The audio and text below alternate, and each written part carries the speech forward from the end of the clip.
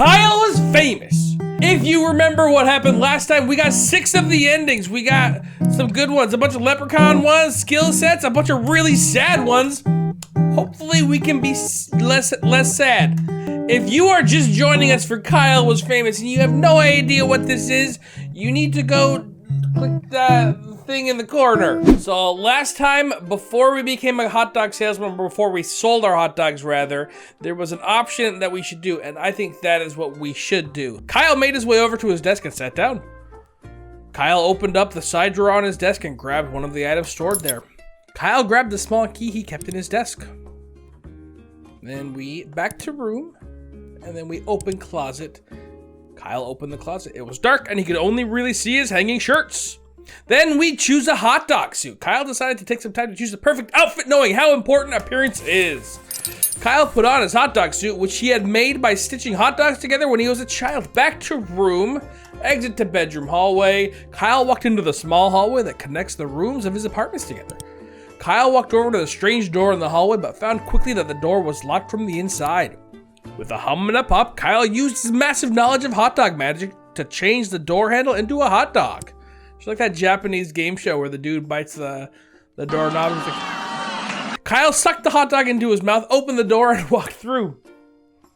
Kyle found himself in the room. He stashed the various items sent to him by fans. Kyle started looking around for anything he could use to make a hot dog stand. Kyle rooted around the scattered boxes and loose items. He picked up buckets, pieces of wood, rusty nails, and bits of string. Soon he had enough loose items to be reasonably sure of being able to craft a stand that wouldn't fall over. Kyle walked into the small hallway that connects the rooms, blah, blah, blah, kitchen! Kyle walked into the center of the kitchen. Kyle wanted to access the pantry, but found it was locked with a small keyhole. The pantry door lock creaked as if it hadn't moved for years, but eventually opened. Instead of an assortment of canned goods and grains, Kyle's pantry stored his massive amounts of bottled lard. Kyle searched around the pantry for a selection of hot dogs. After a few minutes of searching, Kyle found several stashes of old hot dogs loose and in paper bags. He gathered them together and saw that he had a serviceable amount of hot dogs. Now we eat. Open fridge, prepare breakfast, eat. Kyle ate his breakfast slowly and thoughtfully, enjoying every bite. He felt refreshed. Perfect! I was thinking about hot dogs for a second, then we go to work. Kyle made his way to the street corner. After a long day of preparation, Kyle felt very ready for his first day as a hot dog salesman. Kyle started to unpack his things on the corner of the street. He took out his cart in pieces and began to assemble them.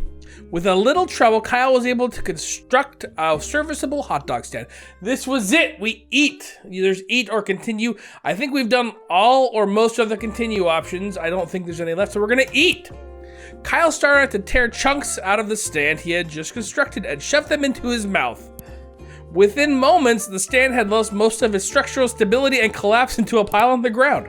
Kyle did not stop. He took no enjoyment from eating his hot dog stand, but knew he must continue. A small crowd formed around Kyle. Kyle stopped eating. He slowly craned his neck to look at the people circled around him. I feel like we shill hot. No, this is Kyle. Let's build it back up. What do we do? I guess we reconstruct the hot dog stand. Wordless, Kyle reached into his mouth and down his throat. That's not what I thought. Keeping eye contact with the crowd, he grabbed topmost chunks of stand in his stomach and drew it upwards. The atmosphere of wariness became more potent. Kyle started to pull chunks out of his stomach. Very quickly, he threw them into a pile on the ground. As the crowd watched, terrified, Kyle began sticking the pieces of his stand together with his stomach juices. Soon, Kyle had recreated his hot dog stand, but Kyle realized his stand was only one step. With an audience around him, he must start selling his hot dogs. Kyle skipped behind his stand, took out several old hot dogs from his pack, and laid them on the table. Nobody moved. Kyle began spinning violently on the table and spitting flames. How is this? How is that the progression of events? Kyle's stomach juices had acted as a catalyst to a festering chemical reaction inside of the food, making them unstable. One by one, the hot dogs started ballooning, doubling and tripling in size every second. Kyle tried to contain the hot dogs by smashing them with his fists. On contact, the hot dogs exploded with massive force, throwing the crowd backwards across the road. Dripping with hot dog pulp, Kyle made a realization about himself. For him, it wasn't about the hot dogs. It wasn't about the customers. It was about the adventure. Kyle left the ruins of his hot dog stand with a new purpose. He would follow the heart of adventure and not look back. The next day, Kyle embarked on a journey to the jungle to find a healthy amount of adventure.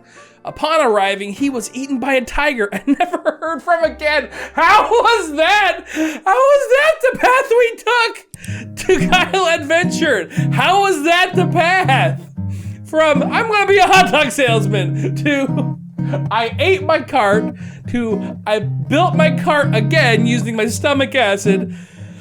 Oh my word. I love how this brain's game wiggles. Let's try the other option there. Kyle stopped eating. He slowly craned his neck to look at the people circled around him. Shill hot dogs! Kyle knew he needed to impress the people gathered around him in order to sell hot dogs. Kyle forced a smile on his face and looked at the nearest to-be customer. Kyle's eyes were blank and without mirth. Kyle had chosen to grin at Tyler, Rough and Gruff McPherson, which was a mistake. Dude, Rough and Gruff, that's a good name. Tyler screamed to the heavens in unbridled rage, raised both fists into the air, and slammed Kyle's face into the concrete. Tyler began curb stomping Kyle with alternating feet, screaming endlessly. Kyle was confused. Something was familiar about the situation, like a whisper of a dream coming back after being hidden for many years. Still screaming, Tyler scooped Kyle into his mouth and swallowed him whole. And that's when Kyle remembered. Kyle was brought back to his time as a child. He spent his childhood in the yard finding sticks he didn't eat. He had no family. Or did he have a family? Was there a kind mother behind him? A father coming home soon? A brother? A sister? No, there was not. But there was Tyler, who just ate him. Tyler had started as a bump on Kyle's hand. Kyle had thought it was a bug bite or small irritation. Over time, the bump grew in size. Soon it sprouted teeth. Kyle nurtured the bump by feeding it sticks. It continued to grow and become even more hungry. But one day, Kyle noticed that the bump had changed. The hungry bump had turned into a large, hairy, loud man who was also hungry. The man burst forth from Kyle's arm and ran off into the distance, never to be seen of again. What? This guy is familiar. Where do I know him from? I just can't place it. Oh yeah, I birthed him from my hand. Not until today, Kyle, now in Tyler's stomach, realized that he would have a hard time selling hot dogs if he could not move on his own. Kyle stretched out, inserting his arms and feet into the inside of Tyler's limb like a meat puppet. Kyle began to move Tyler around, grasping at hot dogs on the table and throwing them towards his customers. Tyler was annoyed and started swinging his arms wildly and running in circles. Kyle and Tyler fought for control over Tyler's motor functions. Hot dogs were sent flying, trash cans sprayed along the sidewalk. After many, many hours of fighting, Kyle and Tyler calmed down. They sat down on the sidewalk. Kyle explained his feelings to Tyler. Kyle used Tyler's mouth to respond. As the two talked, they realized their mutual love of business, sociology, politics. Kyle and Tyler decided to go into business together. The next day was the start of a hot dog empire. Kyle and Tyler, working as a single unit, became the foremost hot dog salespeople in the nation.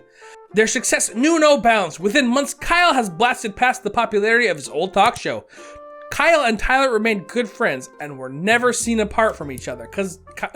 Hang on, is Kyle still in Tyler at this point?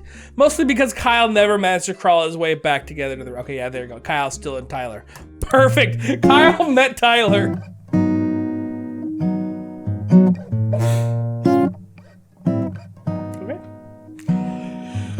Okay. One thing we haven't done yet is scavenge. Kyle quickly crashed down on the floor, realizing his immediate need for hot dogs. Kyle started looking around for hot dogs. He crawled around, spreading layers of mold to the side with his hands and picking out interesting items. Kyle couldn't find any hot dogs, but instead he found a pile of love letters he had written in high school. Kyle pocketed the envelopes and got back to his feet. I think we're just gonna skip to work with the love letters. After a long day of preparation, Kyle felt very ready for his first day as a hot dog salesman. Kyle started to unpack his things onto the corner of the street. Unpack love letters. As Kyle was unpacking, his hand brushed the old love letters he had picked up earlier. He stopped. Something tugged at Kyle's heart. These letters were a piece of himself. These letters were a piece of history. Kyle realized it was time to give these letters to their original intended recipients. Kyle looked at the top letter of the stack. It was addressed to Abigail, a girl Kyle had liked during high school. Abigail had moved to the other side of the city with her husband a few years ago, but Kyle was willing to make the trip. Kyle skipped away to Abigail's house, letter in hand. It wasn't that Kyle liked Abigail anymore. It wasn't that he missed her. To Kyle, this was more important than that. After an hour of walking, Kyle finally reached Abigail's front door. With excitement in his heart, Kyle took a breath and knocked on the door. Abigail opened. "Kyle," she said, smiling. "What are you doing here? It's been so long." "Abby," said Kyle, "I have something I want to read to you." Kyle took the letter to Abigail, clutched in his hand, and opened it for the first time in 14 years. "Dear Abby," he read, "I feel funny when I look at you. Sometimes I think about you when I lie awake at night, but also sometimes not. But that's less often. I also talk about you constantly to everyone when you're not around, but it's not always good things. Sometimes I also steal your lunches when you're not looking and keep them in a drawer at my house to look at when I'm bored. I want you to promise me something." Kyle looked at Abby meaningfully. "Promise you like me. And if you do like me, please show me by shoving live fish down your throat as a sign of dedication." Abby shut the door. Kyle looked up from the letter and stopped reading. He looked at the door in front of him. He realized that Abigail probably had something she had to do, so he decided to leave her letters for her to read later. Kyle pressed the letters against the door and pushed firmly. He took a nearby rock and drove it through the papers into the door, so Abigail could not miss them. It's kind of him. With evening dawning, Kyle went home satisfied that he had finished an old chapter of his life. When Kyle got home, he realized that he loved writing letters to Abigail. He decided that he would continue to do so every day and make her his pen pal. Kyle fell asleep with a smile. It had been a good day. Kyle became a stalker. I really enjoy writing letters to this person. I'm gonna write them every day. I'll watch them through their window. I'll smell their hair when they're asleep. So good! It also occurs to me that we have yet to not eat, so let's not eat really quick. Kyle made his way to the street corner. We're on our way to work. After a long day of preparation, Kyle felt very ready for his first day as a hot dog salesman. Kyle started to unpack his things onto the corner of the street, but as he unpacked, Kyle realized he had not taken the important steps of actually acquiring any hot dogs. Kyle knew that in order to continue, he was going to need to visit somewhere close by to try to acquire hot dogs. Obviously an orphanage. Kyle decided that it would be best to go find some hot dogs at the local orphanage. To boost their monthly income, the local orphanage ran several fundraisers that gave services to the city. Kyle subscribed to one such service. Volunteers would mash the orphans' toys and dead pets together and distribute the paste from a faucet behind the orphanage.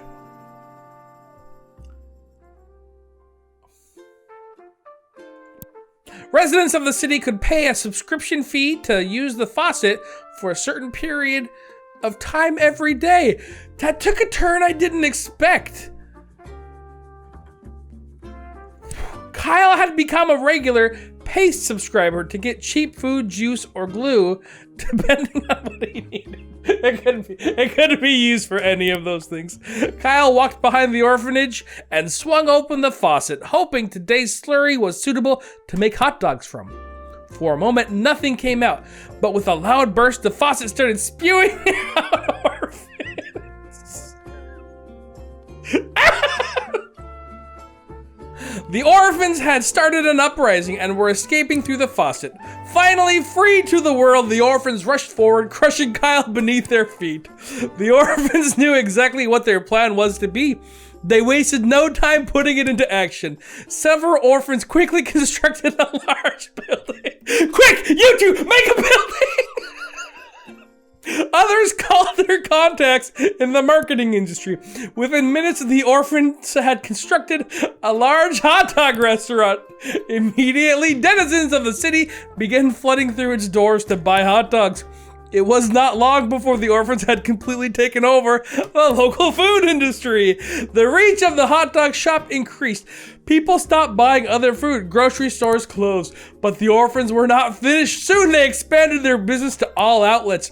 They monopolized insurance, retail, production, arts, entertainment, and everything in between. Stay Up Late with Kyle was taken off the air to be replaced with various orphan broadcasts.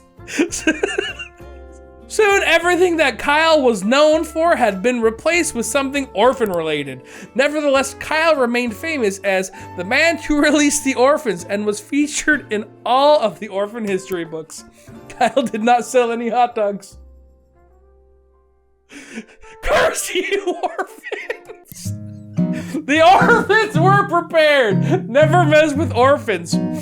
Oh, that was really good. Oh, that was really good. Let's try one of those other ones. There was many there. Let's try another one of those endings. Kyle knew that in order to continue, he was gonna need to visit somewhere close by to try to acquire hot dogs. I think, but the tech shop has Techno Gym. Maybe we can get more Techno Gym action. Kyle thought that the local tech store would probably have what he needed for his hot dog business. Kyle skipped inside, looking forward to the lovely interaction that was upon him. The store's walls were lined with electronic gadgets and apparel, important to each citizen's everyday life. Kyle was amused. He loved Techno Gym. He loved the friendly store clerks. This was a comforting place for him to be. Kyle walked straight into the employees' break room and began rummaging around for things to take with him. Within a couple minutes, Kyle had found a healthy stash of wallets and phones, but no hot dogs. Kyle pushed past the circle of store clerks, pounding on his back and shouting to look inside the employee fridge. Inside, Kyle found several packed lunches, half-eaten subs, and a few bottled drinks, but no hot dogs. Kyle slid his way through the crowd of employees and law officials and walked outside. The sun was setting, creating a soft glow of orange in the sky. The birds twittered, they tweeted, the birds were on Twitter. Kyle lifted his head high and breathed in deeply. He smiled. Maybe selling hot dogs wasn't what was important. The world was lovely, shining. Kyle felt like he needed to appreciate nature. Kyle was flattened by the SWAT helicopter that had been called to stop his tech store rampage. Kyle had been properly stopped. Job well done. The SWAT helicopter flew away. I feel like it's like a sentient SWAT helicopter.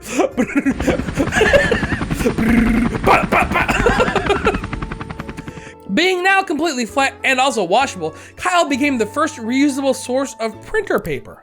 Companies rented Kyle for days and months at a time to help increase printer-related productivity and reduce waste.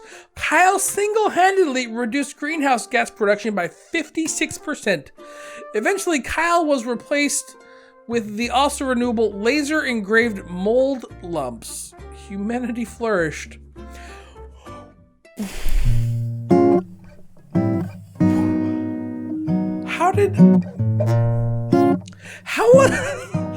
I've said it many times. How was that the natural progression of story in this? Next one, we gonna dress, we gonna go work. Let us go to the abandoned warehouse. Kyle jumped into action, knowing time was of the essence. He turned around briefly, surveyed his surroundings, and entered the first door that he saw. He found himself in the middle of a dilapidated warehouse that had not seen any humans for many, many years. The warehouse walls were plastered with a thick layer of grime, sticky from the damp air. But Kyle never saw the grime. All Kyle could see were the rats. Like a bristling ocean, rats covered every surface of the warehouse floor, ceiling, walls, and everything in between. Kyle started to grab rats with both hands and shoved them into his supply backpack. His pack filled quickly. Kyle continued stashing rats into every open crevice. Within minutes, his pack was jam-packed with rats. That's a fun sentence. Pack was jam-packed with rat pack. But Kyle was not finished. Kyle began to wade through the expanse of rats in search of a starchy substance to use for buns. As he searched, Kyle scraped long gashes of grime off nearby surfaces to be used for toppings of his own later enjoyment.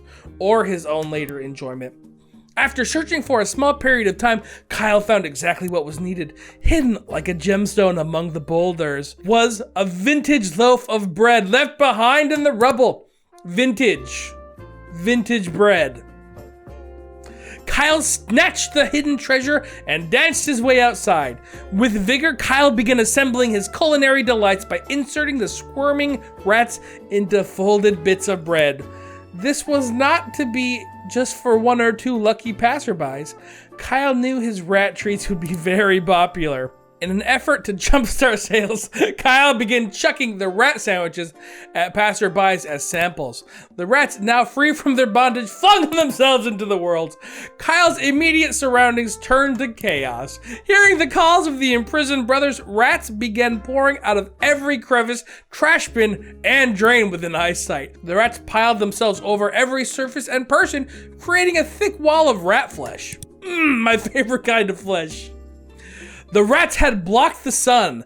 The wind was gone. No birds could be heard. The city entered into a new form of normal. The light was scarce. Gangs ran rampant. The air itself was thin. After several years, the rats melded into each other, creating a solid mess that couldn't be penetrated. Future generations did not know what life was like outside the rat bubble.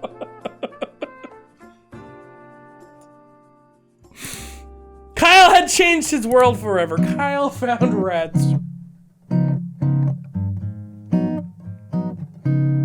That's like the grossest ending yet. We have 2 more of these to go. We only have 10 more episodes, which is a tragedy. If you want to see those 10 episodes, be sure to hit that subscribe button. If you stuck with us and you have no idea what was going on, check that out up there. Or up there, I never know. If you want to become a member, hit that join button. If you like this and you laughed along with me, hit that like button. If you have any comments or suggestions, feel free to leave them down below. And if you would share this video, any and all of that would make my heart go rat wall. I don't understand how Ducky came up with these endings, but I love him for it. And as always, have an amazing rest of your day. Here's your heart and your blink. Bye. The orphans were prepared. Never mess with orphans. That's a fun sentence. Packed with jam, packed with rat pack. Vintage bread. My favorite kind of flesh. How is this? How is that the progression of events? I love how this brain's game wiggles. This guy is familiar. Where do I know him from? I just can't place it. Oh yeah, I burst him from my hand.